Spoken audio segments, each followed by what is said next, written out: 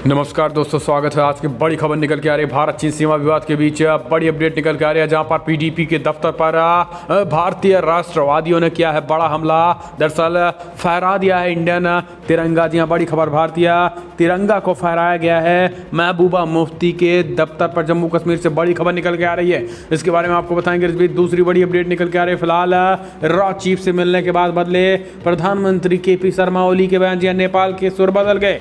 अब पुराने नक्शा जारी कर दिया है। जी हां, पुराने नक्शे के ट्वीट कर दिया, यानी सरेंडर हुआ, भारत के सामने सरेंडर हुआ नेपाल। ये बड़ी अपडेट निकल के आ रही है। कूटनीति के जाल में फंसा था चीन के, लेकिन अब हुआ आजाद। इस बीच तीसरी बड़ी अपडेट निकल के आ रही है। फिलहाल एलओसी पर मंडरा रहा था पाकिस्तानी ड्रोन, भारतीय सेनाओं ने देखते किया ढेर। जी हां, उड़ा दिया है। पाकिस्तान की चीन से लाया गया quad copter drone Indian army ने ढेर किया। यह बड़ी अपडेट सीमा से निकल के आ रही है। जासूसी 2-3 दिन से लगातार कर रहा है पाकिस्तान। वहीं सब कुछ खबरें एक करके विस्तार से बताएंगे। अरुणाचल प्रदेश के सीएम की चीन को चेतावनी, बोले ये 1962 का भारत नहीं हुए, 2020 का पीएम मोदी का भारत है, करारा जवाब मिलेगा। एक एक करके आपको विस्तार से बताएंगे। एनएसए अजीत डोभाल ने भी बड़ा हमला बोला है, कहा है कि फिलहाल जरूरत पड़ी तो सीमा से भी बाहर जा सकते हैं। ये बड़ा ऐलान किया, तो इनके बारे में जानेंगे। लेकिन उससे पहले अगर आपको भी पीएम मोदी के नेतृत्व पे पूरा भरोसा है तो इस वीडियो को दिल से लाइक करके अपना समर्थन दर्ज करें, और इस देश की इंडियन आर्मी के लिए कमेंट के माध्यम से जय हिंद लिखना मत भूलेगा। दोस्तों, दरअसल पहली बड़ी खबर निकल के आ रही है, आपको बता दें। फिलहाल पीडीपी के जम्मू कश्मीर के दफ्तर पर राष्ट्रवादियों का हमला, गालियां भी दी और तिरंगा झंडा भी फहराया है। ये बड़ी अपडेट पीडीपी के नेताओं ने कहा।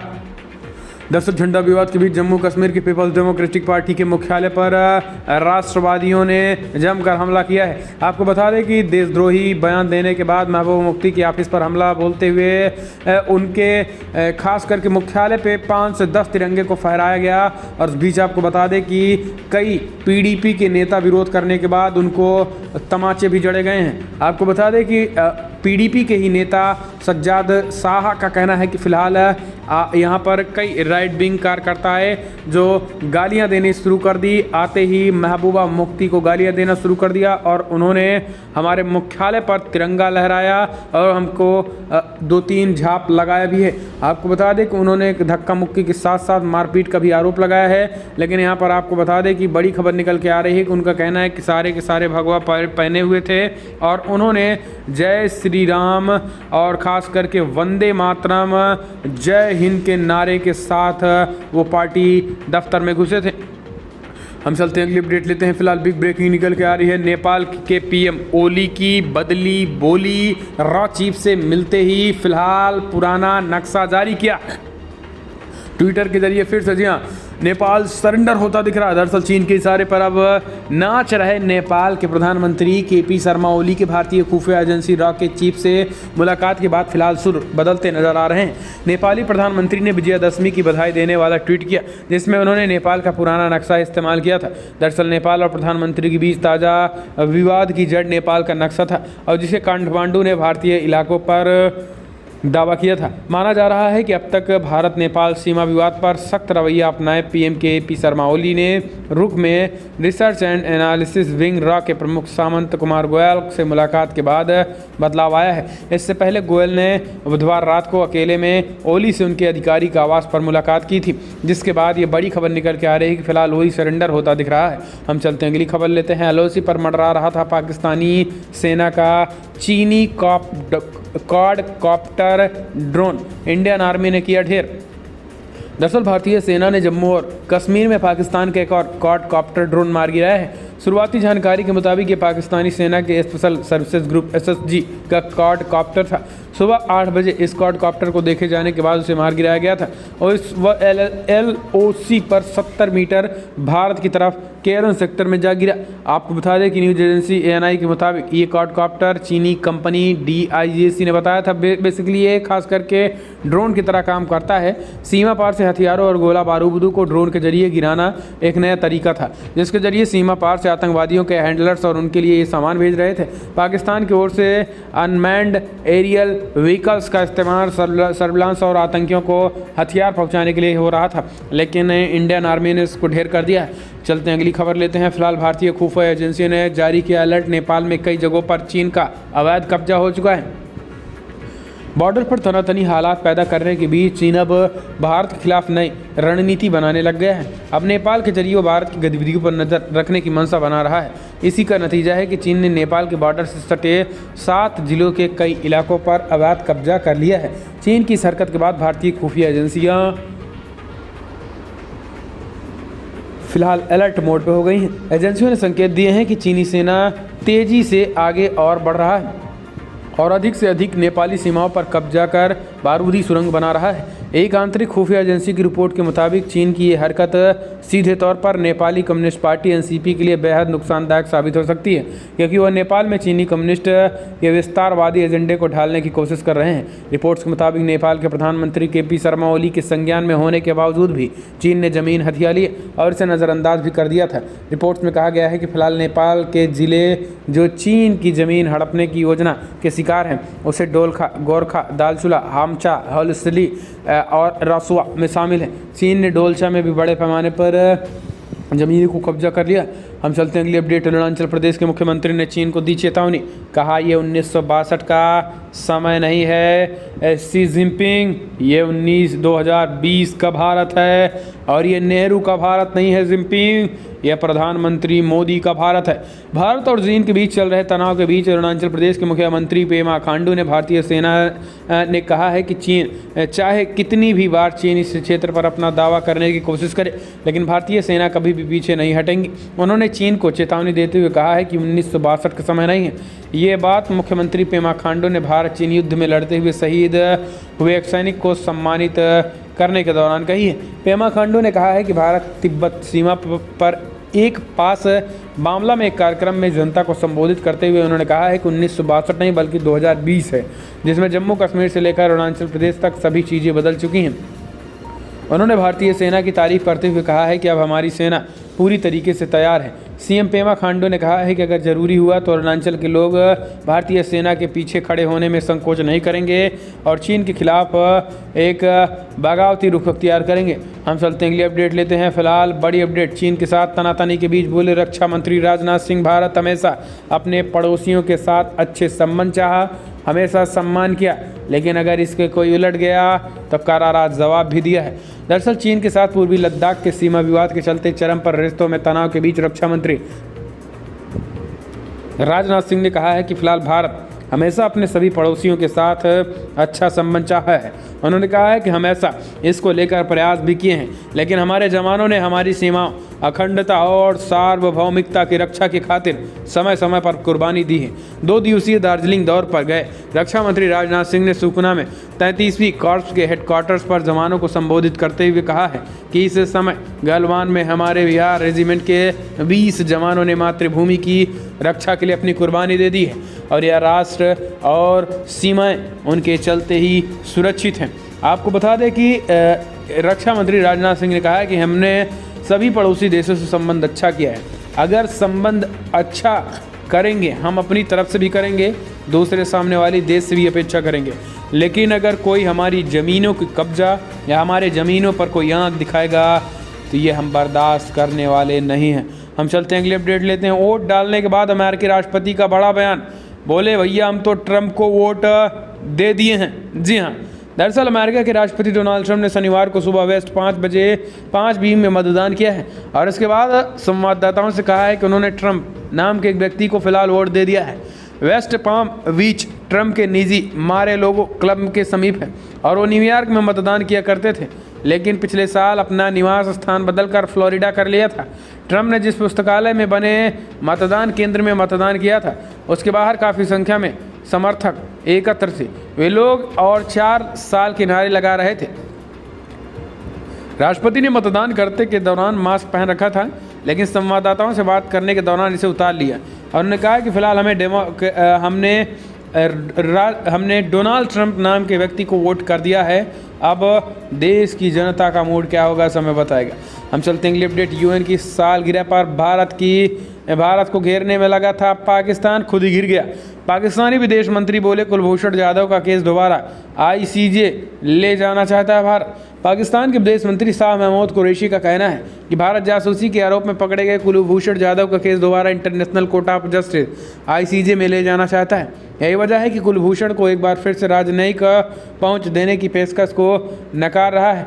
कुरैशी ने संयुक्त राष्ट्र की 75वीं वर्षगांठ पर विदेश मंत्रालय में हुए समारोहों में ये बातें कही हैं। उन्होंने कहा है कि फिलहाल भारत संयुक्त राष्ट्र के चार्टर का लगातार उल्लंघन कर रहा है। कुरैशी ने कहा है कि पाकिस्तान दुश्मन देशों की इस चाल को बखूबी समझता है। भारत पहले भी ICJ गया था और वहां पर नाकाम हो गया क्योंकि पाकिस्तान ने इंटरनेशनल कोर्ट के फैसले का अनुपालन किया था। भारत यही कोशिश दोबारा करना चाहता है। पाकिस्तान उसकी इस कोशिश को कामयाब न होने देने के लिए सभी कदम उठाएगा। हम चलते हैं, अगली अपडेट लेते हैं। फिलहाल पीपल्स अलायंस के अध्यक्ष बने फारूक अब्दुल्ला, कहा हम भाजपा विरोधी हैं, देश विरोधी नहीं है। दरअसल जम्मू कश्मीर के पूर्व मुख्यमंत्री महबूबा मुफ्ती के आवास पर शनिवार को गुपकार डिक्लेरेशन के लिए पीपल्स अलायंस की बैठक भी हुई है। जिसमें नेशनल कॉन्फ्रेंस के अध्यक्ष फारूक अब्दुल्ला और उमर अब्दुल्ला भी शामिल हुए थे। इस दौरान फारूक अब्दुल्ला को पीपल्स अलायंस अध्यक्ष चुना गया है। महबूबा मुफ्ती उपाध्यक्ष होंगे। नेशनल कॉन्फ्रेंस के अध्यक्ष फारूक अब्दुल्ला ने कहा है कि फिलहाल peoples alliance for Gupkar declaration एक भाजपा विरोधी मंच है, न कि देश विरोधी है। उन्होंने पत्रकारों से कहा है कि फिलहाल मैं आपको बताना चाहता हूं कि भाजपा द्वारा ये दुष्प्रचार किया जा रहा है कि PSGD एक देश विरोधी मंच है। उन्हें बताना चाहता हूं कि ये सच नहीं है, उन्हें कोई संदेह नहीं है और ये भाजपा विरोधी है, लेकिन ये देश विरोधी नहीं है। उन्होंने कहा है कि जम्मू कश्मीर का पूर्ववर्ती विशेष दर्जा बहाल कराने के वास्ते संघर्ष करने के लिए हम तैयार हैं। इस तरीके के ये बयान और संघर्ष कर रहा है तो दूसरी तरफ कह रहा है कि हम देश विरोधी नहीं हैं। अरे आर्टिकल 370 के खिलाफ आप हैं तो समझिए देश विरोधी ही हैं। हम चलते अगले अपडेट लेते हैं। जम्मू कश्मीर में सियासी घमासान के बीच उपराज्यपाल कर रहे हैं जनता से सीधा संवाद। जम्मू कश्मीर के हालात तेजी से रहे हैं बदल। दरअसल आर्टिकल 370 को लेकर महबूबा मुफ्ती और उमर व फारूक अब्दुल्ला की तीखी बयानबाजी के बीच जम्मू कश्मीर के उपराज्यपाल मनोज सिन्हा आम जनता के बीच सीधा संवाद कायम करने में जुटे हुए हैं और इस सिलसिले में गुरुवार को LG से मुलाकात की शुरुआत भी हुई, जिसमें मनोज सिन्हा ने आम लोगों की समस्याएं भी सुनी और तत्काल वहीं उनका समाधान भी कर दिया। शिकायतों का तत्काल निपटारा सुनिश्चित करने के बाद इस मुलाकात के दौरान राज्य के सभी आला अधिकारी भी मौजूद थे। इसके अलावा बड़ी संख्या में विभिन्न दलों के नेता भी उपराज्यपाल के पास अपने अपने क्षेत्रों से जुड़ी मांगों को लेकर पहुंच रहे थे। गुरुवार को हुए पहले LG से मुलाकात में कुल 19 लोगों ने अपनी समस्याएं रखी और 15 लोगों की समस्याओं का तत्काल समाधान कर दिया गया है। 4 लोगों की शिकायतों को दूर करने के लिए संबंधित अधिकारियों को भी 1 हफ्ते का वक्त दे दिया गया है। तो आप समझ सकते हैं कि उपराज्यपाल बड़े पैमाने पर एक कहीं न कहीं मुहिम चला रहे हैं और जम्मू कश्मीर की जनता का सीधा संवाद करके उनकी समस्याओं का निपटारा कर रहे हैं, जो कि एक अच्छी पहल है। भाइयों बहनों, आपको कैसा लग रहा है मनोज सिन्हा का ये स्टेप? आप भी कमेंट के माध्यम से अपनी राय देना ना भूलें। हम चलते हैं अगले अपडेट लेते हैं। फिलहाल बिहार में काबा ईवा फिर से नीतीश सरकार बा, NDA सरकार। जी हाँ, बीजेपी को सबसे ज़्यादा सीटें मिल रही हैं। ABP सी वोटर के सर्वे में बड़ा खुलासा। जी हाँ, दरअसल बिहार में अगले 5 सालों तक सत्ता का कौन काबिज होगा ये 10 नवंबर को क्लियर होगा। लेकिन आपको बता दें कि एक ओपिनियन पोल के मुताबिक बिहार में फिर से NDA की सरकार बनती दिख रही है। ABP न्यूज़ सी वोटर के ताज़ा ओपिनियन पोल के मुताबिक 243 सीटों वाले विधानसभा में NDA को 135 से 159 सीटें मिल सकती हैं। तो महागठबंधन के खाते में महज 77 से 98 सीटें जा रही हैं। JDU से अधिक सीटों पर लड़ रही लोक जनशक्ति पार्टी को 1 से 5 सीटों से ही संतोष करना पड़ रहा है। वोट शेयर की बात करें तो NDA को 43 सीटों पर वोट शेयर मिल सकता है। महागठबंधन के खाते में 35% वोट जा सकते हैं। लोक जनशक्ति पार्टी को 4% तो अन्य के खाते में 18% वोट जाते दिख रहे हैं। ABP न्यूज़ सी वोटर की ओर से बताया गया है कि फिलहाल 1 से 23 अक्टूबर के बीच इस ओपिनियन पोल के लिए 30,678 लोगों की राय ली गई है। इस बीच बिहार विधानसभा चुनाव कुल चरणों में होंगे। 28 अक्टूबर, 3 नवंबर को और 7 नवंबर को वोटिंग होने वाली है। 10 नवंबर को नतीजे आएंगे। लेकिन आपको बता दें कि फिलहाल एबीपी न्यूज़ और सी वोटर की बात करें तो यहाँ पर एबीपी न्यूज़ और सी वोटर ने स्पष्ट मत दे दिया है और यहाँ पर 73 सीटें बीजेपी के खाते में जाती हुई 73 से 81 सीटें, जबकि नीतीश के खाते में 60 से 67 सीटें जाती दिखाई दे रही है। तो सबसे ज़्यादा बीजेपी के खाते में ही जाती दिखाई दे रही है, जबकि आरजेडी के खाते में 56 से 64 सीटें, जबकि 12 से 20 सीटें कांग्रेस के खाते में, वहीं 9 से 14 सीटें लेफ्ट पार्टियों के खाते में भी जाते दिखाई दे रहे हैं। हम चलते हैं अगली अपडेट। दशहरे पर सीएम योगी आदित्यनाथ आएंगे नई भूमिका में नजर। जी हाँ, दरअसल आपको बता दें कि नाथ संप्रदाय की पीठ गोरखनाथ मंदिर में गोरक्षा पीठाधीश्वर योगी आदित्यनाथ विजयादशमी के दिन न्यायिक दंडाधिकारी की भी भूमिका में दिखेंगे। विजयादशमी की रात होने वाली पात्र पूजा में गोरक्षा पीठ योगी आदित्यनाथ नाथ संप्रदाय के संतों की अदालत में संतों के मध्य के विवाद सुलझाएंगे और इससे पूर्व पात्र देवता के रूप में प्रतिष्ठित कर नाथ योगी एवं संत उनका पूजा भी करेंगे। नाथ संप्रदाय में पात्र पूजन की परंपरा पौराणिक है और यह परंपरा आंतरिक अनुशासन बनाए रखने का भी एक अहम जरिया है। गोरक्ष पीठ के पीठाधीश्वर योगी आदित्यनाथ मुख्यमंत्री का पद संभालने के बाद पीठ के प्रति अपने उत्तरदायित्व को निष्ठा से भी निर्वहन करेंगे।